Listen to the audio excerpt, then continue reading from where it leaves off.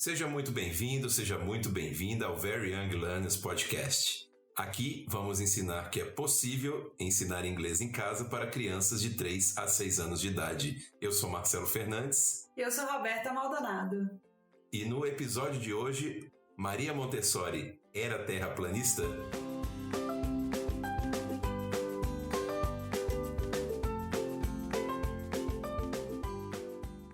Então, Roberta, me surgiu essa dúvida. Montessori era terraplanista, sim ou não? Imagina, Marcelo. Tudo bem? Tudo jóia. Não sei de onde você tirou isso, tá? Não era. Ela era, pelo contrário, uma cientista. Isso eu digo com todo respeito, tá? As pessoas que contemplam a teoria da Terra ser plana. Mas Montessori só acreditava testando ou constatando por meio de estudos empíricos. Mas nos seus livros e manuais de como ensinar ciência, ela deixava muito claro que a criança deveria, desde cedo, ser exposta ao conceito da Terra ser esférica e girar ao redor do Sol, mesmo porque isso explicava o dia à noite, as estações do ano, a gravidade, a presença da Lua no céu e muito mais, né? E como você faz isso com uma criança de 3, 4, 5 anos de idade?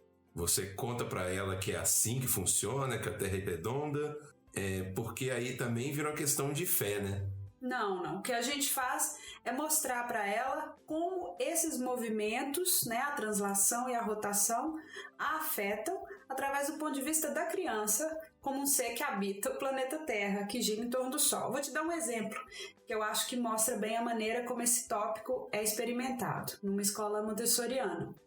Aniversário da criança. A gente sabe que eles acham o máximo, né? É ultra especial e é natural a criança gostar de ser celebrada, né? Quem não gosta? Na escola montessoriana, a gente faz um ritual no aniversário de cada uma delas. Já no começo do ano, a gente pede aos pais fotos, né, referentes a cada ano da vida da criança, além de uma delas recém-nascida. Aí no dia do aniversário, a gente reúne as crianças em círculo, sentadinhas, e no meio coloca um modelo do Sol, um tapetinho amarelo redondo, um papel amarelo, uma representação do Sol que elas reconheçam. No centro, inclusive, tem professores que colocam uma vela acesa, mas muitas escolas não usam a vela por questões de segurança. Ao redor do Sol, a gente pede ao aniversariante para colocar os meses do ano em ordem. Bom, isso eu fazia dependendo da criança, se eu soubesse que ela já identificava os nomes dos meses. Esses meses eram cartões retangulares da largura de uma régua, mais ou menos. Eles também podem ser coloridos, de acordo com a estação do ano, né? Então, os meses do verão eram amarelos, do outono laranja e assim por diante. Eu nem posso falar quais, porque essa época eu trabalhava numa escola na Inglaterra, então os meses de verão eram diferentes dos do Brasil, né? Eu nem pude reutilizar meus cartões em Belo Horizonte. Mas olha só um parênteses aqui.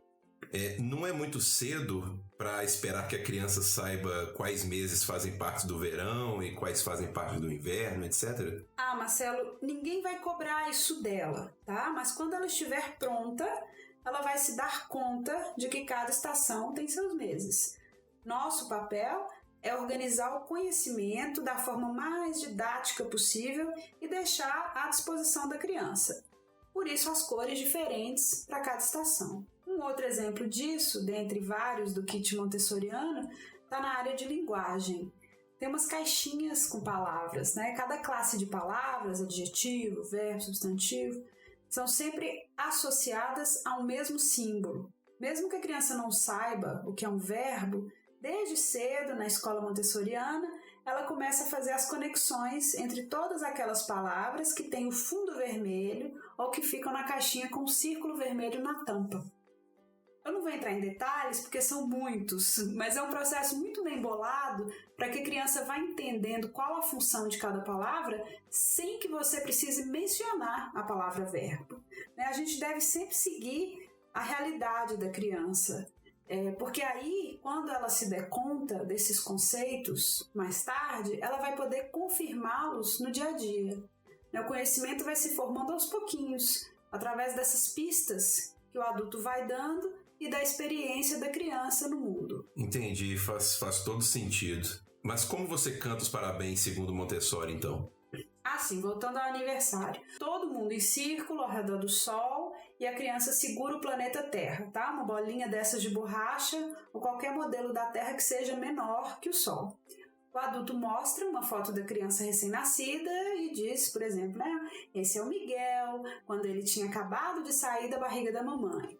Isso foi no mês de junho. Aí a criança já fica do lado do mês em que ela nasceu. Aí o Miguel foi crescendo, nisso a criança vai contornando lentamente o sol e o adulto fala sobre o primeiro ano de vida. Esse ano o Miguel aprendeu a segurar uma madeira, a falar babá babá e o que mais der tempo, né, do adulto falar enquanto a criança faz a primeira volta. Ela faz a volta completa, chega ao mês do aniversário e o adulto fala: o Miguel completou 1 ano e mostra a foto da criança com um aninho. E lá vai o Miguel de novo fazer a volta ao redor do sol. Aí na última volta, quando a criança chega ao mês do aniversário, a gente canta parabéns dela. Show de bola. Com isso, então, a criança vai se familiarizando com o conceito de translação, né? Isso mesmo. Só que eu acho que os pais terraplanistas vão acabar cantando isso de outro jeito. Natural. Mas então, me conta uma coisa. Você disse que é para seguir a realidade da criança. Como eu explico para ela que não tem neve no Natal, né? Falando de Brasil. Apesar do Papai Noel estar sempre rodeado de neve. Olha, nos países onde esse símbolo começou, tem neve no Natal. Então, para as crianças lá faz mais sentido. Agora, se você tem essa tradição na sua casa, num país tropical, e a criança te fizer essa pergunta, você pode dizer que é porque ele mora no Polo Norte, né? Ou na Lapônia, dependendo de qual versão da história você quer contar. E aproveita e mostra no globo onde fica. E explica que lá, como é do outro lado do planeta, faz muito frio e até neve em dezembro. Né? Mas eu deixo claro aqui, tá, gente, que eu não acho boa ideia Papai Noel, porque depois a criança se decepciona com você. Sem falar que ela está tentando entender o mundo e a gente está tentando mostrar para ela conceitos básicos de tempo, de distância, e falar que uma pessoa entrega presentes no mundo inteiro numa só noite, voando num trenó, com renas voadoras, contradiz tudo o que a gente está experimentando com ela no dia a dia. Mas é claro que eu entendo a complexidade de não aderir a essa construção. Tá, mas aqui, voltando ao aniversário, nas festas atuais que a gente vê, você não consegue fazer esse tipo de coisa, consegue? A sensação que eu tenho é que as festas nem são para as crianças. Elas ficam para um lado e os adultos para o outro. Então, é mais uma confraternização da família do que um evento propriamente para criança. Olha, primeiro ponto, eu acho que os pais das crianças merecem ser parabenizados tanto quanto a criança. Só lembrando que eu adoro festinha de criança. Eu também. A parte dos adultos eu adoro. Acho que tem que virar costume dar os parabéns para a criança e para os pais, tá? Inclusive, eu acho que os adultos da casa deveriam sempre ter uma celebração à parte quando a criança faz aniversário, porque por menos trabalho que o seu filho dê, é uma tarefa árdua e cada ano é uma conquista. Tá? Agora, fazer festas em casas de festa é cada dia mais comum pela praticidade, né? Pelo espaço, que raramente a gente tem em casa para convidar a família toda. Acontece que também é um gasto considerável e, na minha opinião, para a criança pequena, entre 3 e 6 anos, o que mais vai causar satisfação é a participação dela na festa, especialmente na preparação, nos detalhes. E numa casa de festas, a participação dela é nula na preparação, né? Ela é mais um convidado. Então, por mais que eu entenda que alguns pais achem que fazer um aniversário numa casa de festas, com pula-pula, vários cuidadores, né? Para os pais poderem sentar e relaxar com os amigos, seja uma boa ideia, é importante que eles tenham em mente que essa festona pode ter menos impacto positivo para o aniversariante em si do que um bolinho em casa. Mas se você fizer uma festinha com os primos, os amiguinhos mais queridos, incluir a criança nos preparativos, desde a confecção dos convites até a escolha das brincadeiras, você vai ficar surpreso com a alegria dela. Mas minha família é enorme e eu tô afinzaço de investir essa grana. E eu não tenho tempo para fazer festa em casa nem nada.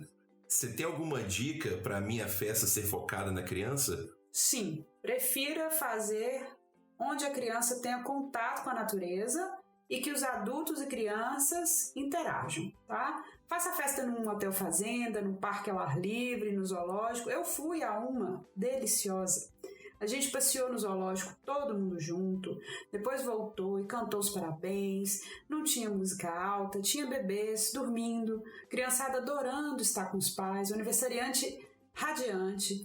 Foi uma festa para as crianças. Entendi. Então, vamos dizer que tem alguém nos ouvindo que gostaria de criar o filho seguindo à risca a filosofia Montessori. Como você aconselharia essa mãe, esse pai a fazer a festinha de 4 anos da criança, por exemplo? Montessori tem alguns princípios que abrangem tudo que se refere à criança. Então, nessa fase dos 3 aos 6, elas adoram fazer as coisas por elas mesmas. Já estão relativamente conscientes do que gostam e já podem opinar, né, nas roupas, nos brinquedos e em como comemorar o aniversário, no caso. Eu acho que a festinha montessoriana seria uma reunião das pessoas que realmente fazem parte do dia a dia da criança. Ela teria um cronograma, né, do qual a criança participaria ativamente, né, do tipo, primeiro vamos todos brincar de massinha, depois nós vamos fazer uma colagem, depois vamos cantar e dançar, né, se algum adulto conhecido souber tocar, ótimo. Depois fazer o ritual do parabéns, aí depois vamos preparar a mesa, a criança e os amiguinhos, daí vamos preparar juntos algum prato da festa, uma salada de fruta, uma pizza, cookies, daí comer e depois ver um filminho favorito da criança. Você já pensou? A sensação de empoderamento que a criança não teria depois de uma festa onde ela escolheu o que fazer com os amigos? Exigiria muito trabalho e um planejamento e a supervisão cuidadosa dos adultos. Mas, poxa, já pensou que alegria? E ainda, eu vi esses dias uma priminha que pediu para ter uma festa do pijama com as amigas. Essa já tem uns 8 anos, mas a ideia dos sacos de dormir me chamou a atenção. E se as crianças fossem dormir e a festa dos adultos seguisse noite adentro? Não seria uma festa para todo mundo? Então o principal é que a criança participe da preparação da festa. Então fica a dica aí para a moçada. E por falar em dica, qual que é a dica de hoje para aprender inglês essa semana? Essa semana, pegando o gancho aí da festinha, vamos fazer uma aula de 3 períodos com 3 ingredientes de pizza e depois seguir para a cozinha e preparar mini pizzas. Opa, pizza! Gosto! Quem não gosta, né?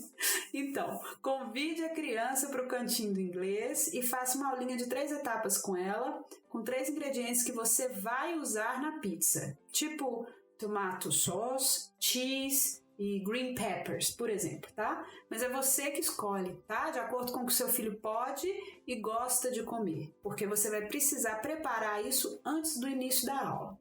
Na aula de 3 períodos de hoje, tem uma diferença. A criança vai pegar, cheirar e provar cada um dos ingredientes. Então vamos lá. Separe um pouquinho de cada um dos 3 ingredientes em potinhos iguais ou em 3 pires.